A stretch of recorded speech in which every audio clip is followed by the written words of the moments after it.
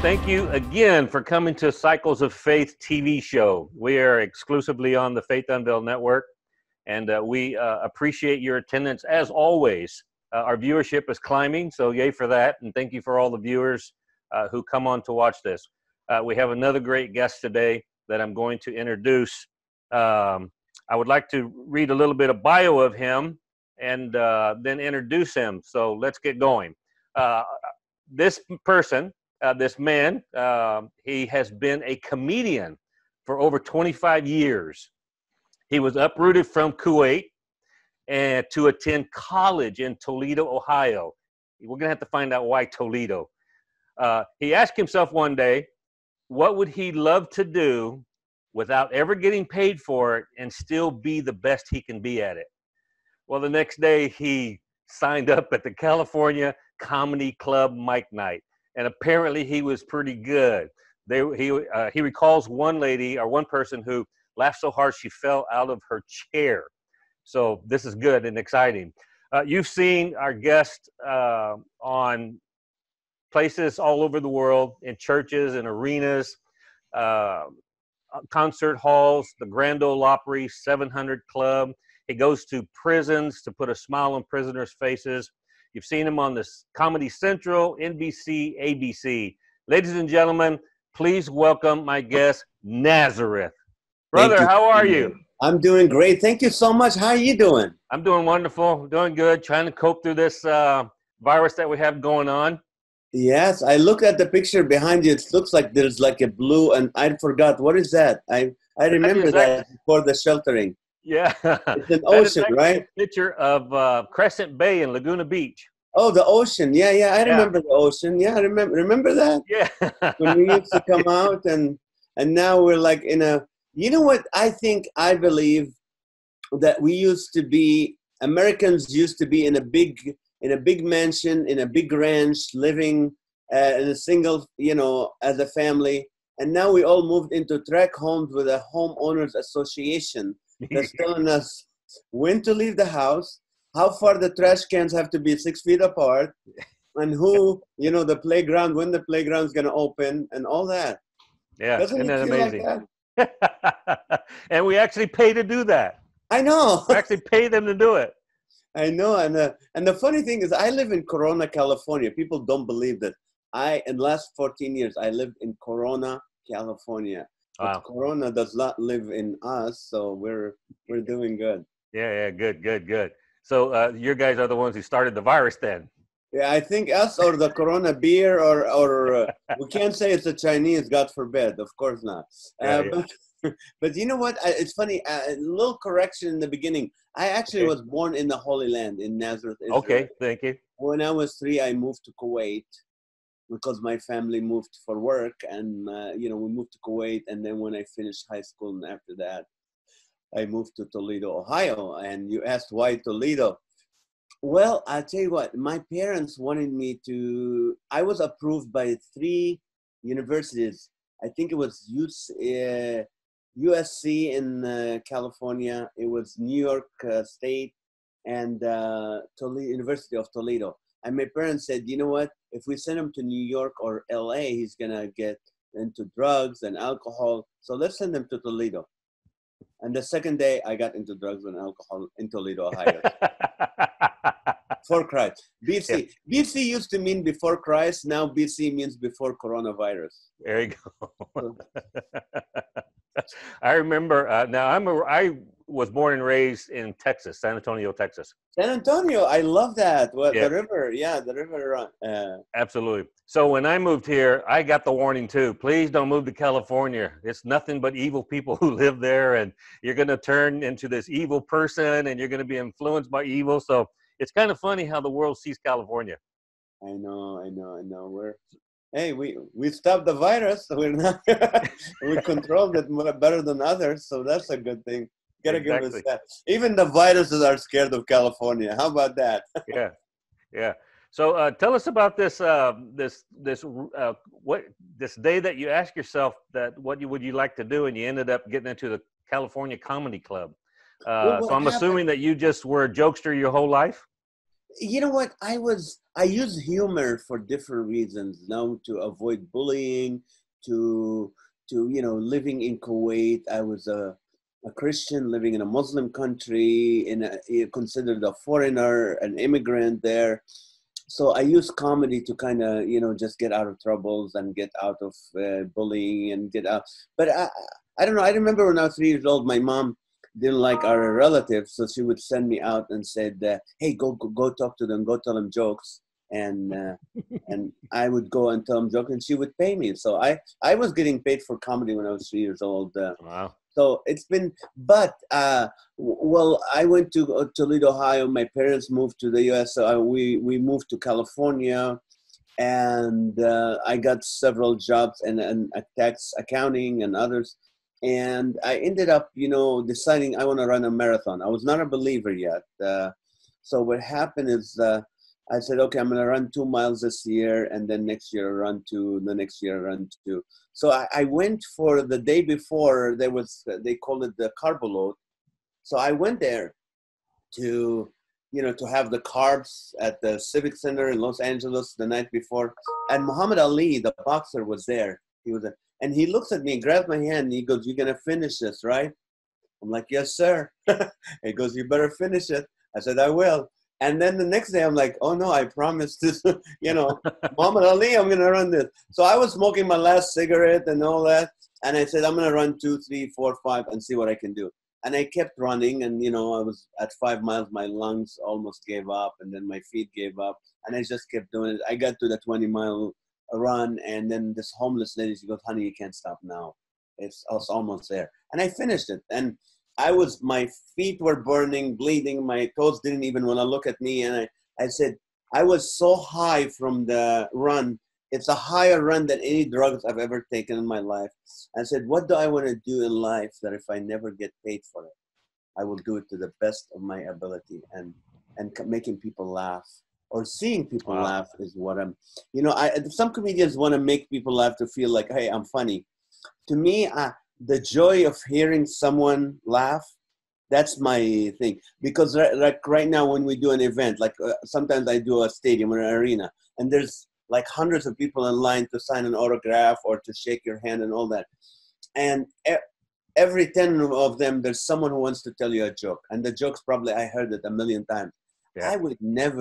I would act like I've never heard it. I would laugh like Wow. because for that moment, that person forgot about his or her problems and is trying to make me laugh. And what an honor for that. So that's what I wanted to do. That's a great reasoning. Yeah. That's very honorable to do that. Yeah. So, and then after 3 years from doing comedy, everything was happening fast. I became one of the new faces at one of the top clubs called the Improv Comedy Clubs. And then I had management right away. And they got to the point where I was working with Chris Rock and Adam Sandler and Kevin James. And then my management was saying, hey, NBC is looking at this show called Fish Out of Water, Middle Eastern Man in America. And everything was great. And, drugs were great. Alcohol was great. The fame was happening. The money was coming. And then a comedian invited me to church. And I walked into a Southern Baptist church in California. And I thought my life, I said, God is so angry at me. I need to come here 200 times to get him to even look at me. And that day I knew God loves me. He had a plan for my life. And you know what? I found exactly what I was looking for. So I called my management. I said, I'm quitting. This is it. I don't want to do comedy anymore. Wow. My manager thought he thought I'm lying to him. He's like, you're going with a different. I said, trust me, I'm quitting. And after I don't know how many 250 F words, he was convinced. I quit. And I quit. I literally quit. A week later, my pastor comes to me and he goes, hey, we know you're a professional comedian. Why can't you do something for church? I'm like, that's from the devil. How can you do comedy in church? And he goes, no. God created humor. Satan perverted it. And he said, you can use it for his glory. And so we decided to do a small show at 200-member church on the record. Wow. Their books. It wasn't like 200 people showing up every week, but 400 people showed up uninvited. That night, a deacon prayed for me and said, Lord, use this man for your kingdom. And I knew right away that this is Paul I knew that God wanted me to use my comedy to either, number one, bring people to the kingdom, number two, encourage believers. And I've been doing that for the last, since then, 27 years. Wow, 27 years. Still And making people laugh. That's awesome. still, yeah. Yeah. So with the coronavirus, now everybody can find you on Facebook, and we'll have your Facebook link at the bottom of the screen. What I pulled on, I follow you on Facebook, and all of a sudden I see on my wall this Nazareth doing little things on Facebook Live. Is that keeping you busy, and how's it going with the coronavirus going on with lockdown and what have you? Well, what happened is when this happened, we, found that I had things going. For number one, I had a podcast called Laughter for All podcast. So we had the cameras, the high-end cameras. We had the lights. We have the studio in the house. We put a studio in the house. And I'm going, okay, my son, who just graduated from Biola University in December as a filmmaker, director. So I'm going, okay, God, this is the right timing. I said, there's so many people who are anxious and depressed. What can I do to relieve it for them for even an hour a day? And, for me to go up and just do comedy like that, which now a lot of companies and churches are calling me to do Zoom and do comedy with them, which is good to make them laugh. Yeah. But the show was about, okay, I think the only way for people to forget about their problem is if they're thinking funny stuff, if they want to think funny. So we started a show called Laugh with Nas, Quarantining in Corona. And the whole idea of the show, I'll start up with some joke and then ask a question. Like, what would be the worst name for a plumbing service or something? We normally don't go in that, toilet. And what would be the worst name for this? What is one item you want to take with you to heaven? If you have to take one item to heaven with you, what would it be? Stuff right. like that. If how do you describe your quarantining in a song or something? And people are coming, regular people who never done comedy are coming with the funniest thing. And so it takes a lot of time, Paul. It takes me like 4 hours a day to prepare for the show. And, just to get everything right and all that.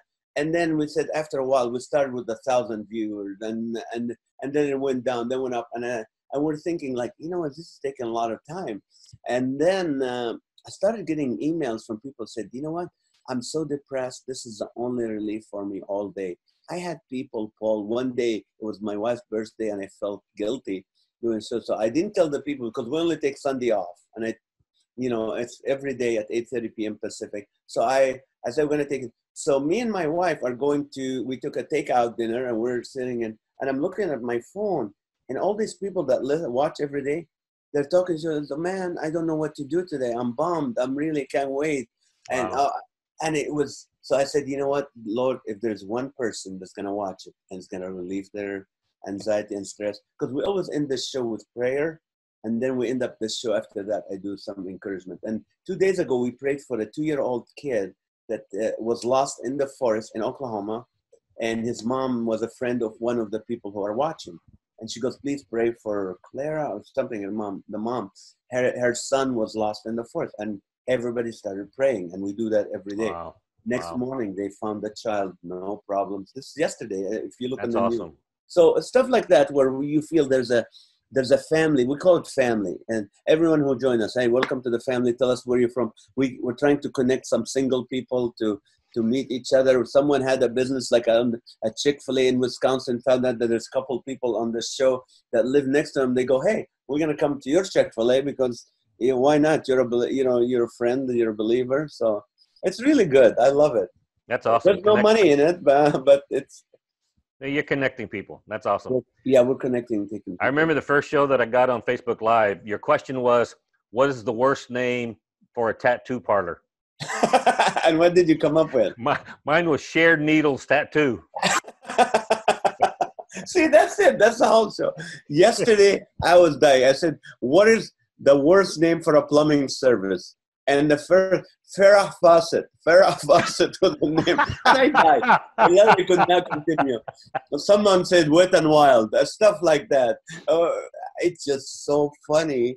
And that's the whole goal, to see people laughing. Yeah. And then I had a podcast, like this last week, I had Mark Lowry on the show. and then the week before I had Shonda Pierce on it. And I Yeah. tried to bring more comedians and people who can be helpful to the viewers. So really, it's bringing a lot of content. Now, all my shows were canceled until end of August. So Right. God is good. We're sustained, until it feels like we're all in a room and the governor holding the door and asking everyone, what do you do? I'm a doctor. Okay, you can go out. You're not essential. Go back and sit down. Or Zoom, go Zoom. Well, I don't have anybody Zoom. Don't worry, the government will pay you. Yeah, isn't it weird? Like we used to pray. I'm sure there were people praying, Paul, Lord, I'm so busy with work. Oh, I would love to have time where I can just sit home, do nothing, spend time with my kids where they don't have to go to school. And guess what? I can even work from home, or the government can maybe pay me. Yeah. Yeah, this is true. This is happening. Our prayer is being answered. Yeah, be careful. Yeah, be careful what you pray for. Yes, exactly. We need to ask him to revert the prayer and pray something different now. That's true. Yeah. And we're watching. I truly believe God is allowing this. I don't believe God caused this, but He allowed it. So many more people are watching churches online right now. Churches are thriving. And I was thinking the other day, I said, maybe we should change church's name to fit their online presence, like the church, the Slow Connection Church of Christ, or Zoom Time Lutheran, or what do you call it? What would be the 6 feet of separation Presbyterian Church, the Church of Jesus Christ of Non-Essential Saints, Chapel of the Sheltered Brethren, or Faith Baptist Couch of Corona, stuff like that. Yeah, exactly. Hey, we thank you for keeping us laughing during this virus and during this lockdown. Unfortunately, there's a lot of negativity that's coming out of this because child abuse has gone up, spousal abuse has gone up, alcoholism has gone up. So we need you, Nazareth. We need you on the airwaves, and we need you spreading the message of hope through comedy. And so it's an awesome thing to do. I'd love that. I'm always praying, Lord, how can you use me in such a time as this? I truly believe this is a great time for believers to shine and show the true peace, that Christ gave us. And, it's a great time for couples, to get to spend time with your wife and your kids. And, we're all in this together. I mean, I don't know why someone would become abusive or just have fight. Someone said there's a lot of divorces going to come out of this. I said, no, I think there's a lot of strong marriages, even more babies will be born. Yeah, absolutely. And their names will be different than normal. They're going to reflect, like, you're going to have babies like Homies, Quarantino, Charmin, Influenza.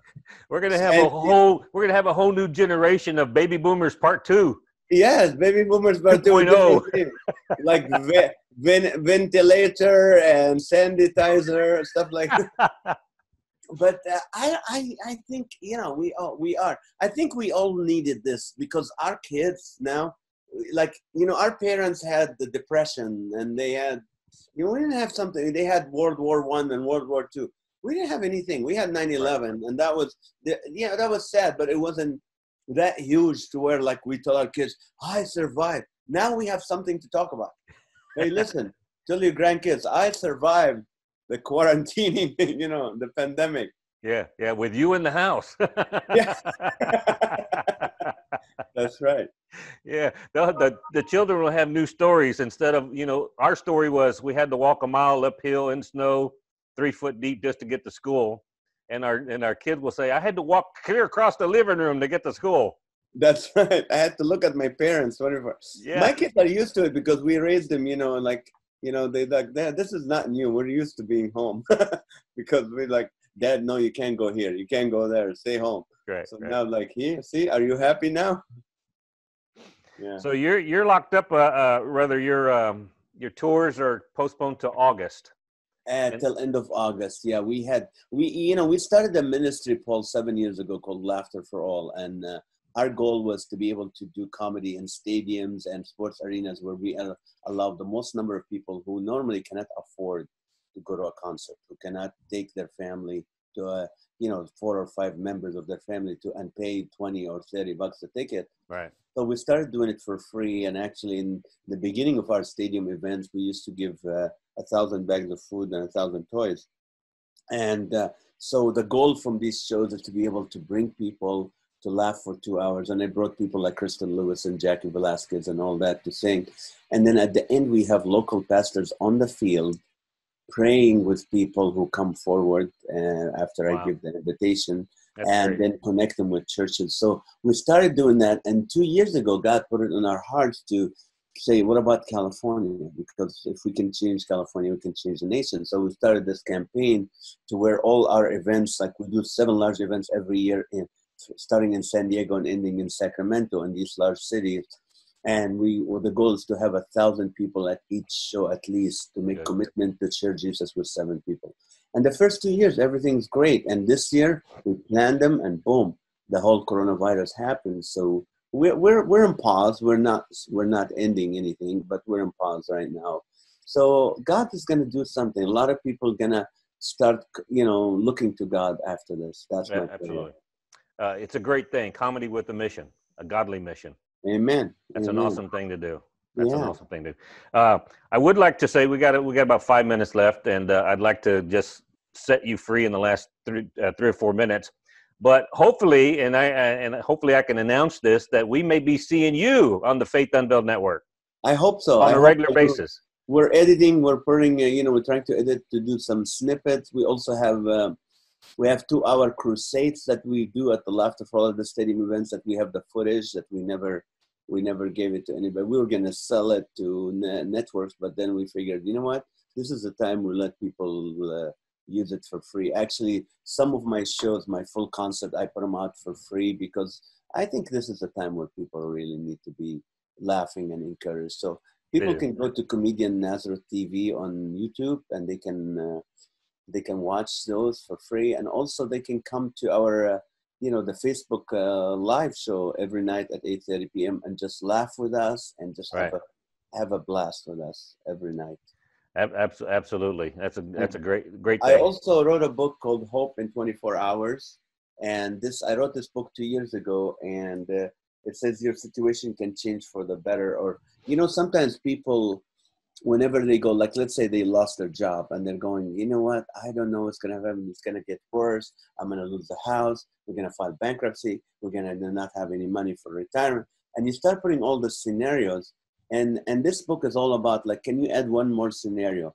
Maybe God can come through in the last minute and have something, a better scenario, if it's his will. Right. Like, I was single. 24 hours later, I was planning a wedding. I saw my wife to be asked her to marry me the day I saw her.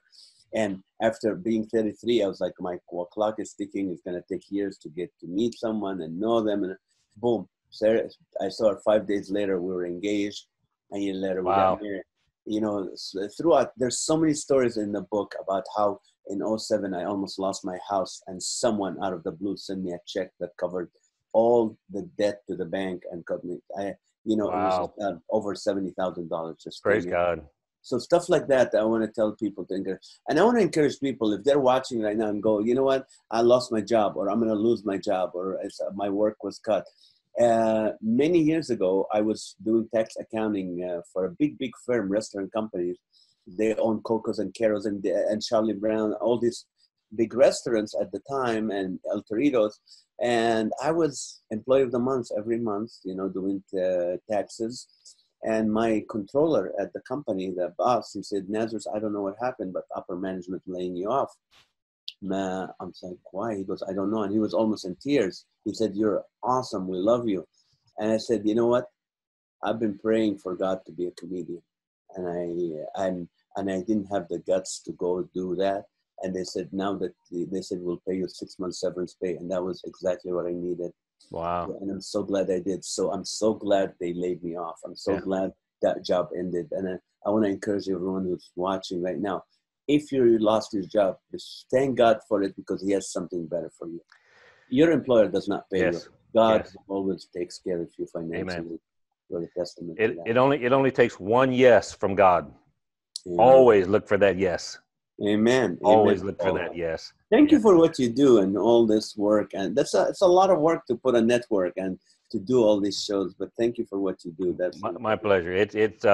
God spoke to me to do this about 4.5 years ago, and I was just the guy who said, "Okay, let's do it." It was just obedience. and Obedience. That's what maybe God looks for, is obedience. maybe for this time. And Yeah. this is time for people to watch it and enjoy it. Yeah. Now, you brought your book up. We'll throw it on the screen. I'll get a digital copy and throw it on the screen. Where do we get your book from? You can go to my website, comediannazareth.com. Okay. comediannazareth.com or nazarethusa.com, whatever, and then you can go to the store and buy it. But if your listeners really, they go, I don't have the money right now. If they can send me a message, I will send them the digital copy for free. I would love to do that. If they don't have the money, they need to be encouraged to it. If they have the money to buy one for each member of their staff or a relative, it will really encourage their socks off. That's fine. But if you want to email me, okay, if you can email me at Naz@NazarethuSA or go to NazarethuSA.com. You message me there. I will send you. I would love to send you a PDF copy of the book. Awesome. Or if you want to buy it there, you can go to the store there and buy it. All right, we'll have all the information at the bottom of the screen. We got about a minute left. What is your encouraging comedy words that you would like to tell all the viewers around the world? All right, in 1 minute. Okay. A minute. Go ahead. Okay.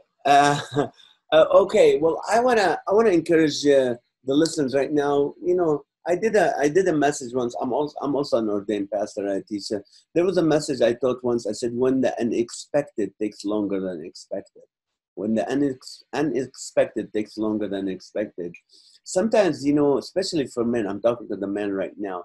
You have a big ego. Sometimes you're in need. Maybe you lost your job. Maybe you need food, and you have too much of an ego to ask or to go to the food bank or to a food place where they're distributing. Or there's places where people at churches are a pantry, or they're handing some kind of clothes or money or something. You know what? Just put your ego aside for this time if you're really hurting. But 11 years ago, I started a ministry for refugees called The Voice of Refugees. And in the last, since the pandemic began, we've been feeding over 1,000 people every week. And you know what? Some people have ego, and we go, just call us, just ask, let's say, I need some food for my kids, and we'll deliver to you. And you'll be surprised how many people will not ask. It's sad. You know, so that's what I encourage. Put your ego aside. This is the time. Don't question God. Don't blame God for this pandemic. It could be the best thing that ever happened. Absolutely. Nazareth, we appreciate you so much for coming on to the show. We're going to look forward to seeing you on the Faith Unveiled Network. Please come back again anytime you'd like. And again, thank you so much. And thank you, viewers, for watching us. And I'm sure you enjoyed Nazareth. Contact them, get his book, and have a great time in life and laugh. God bless you. God bless you. Thank you so much, Paul. I appreciate it.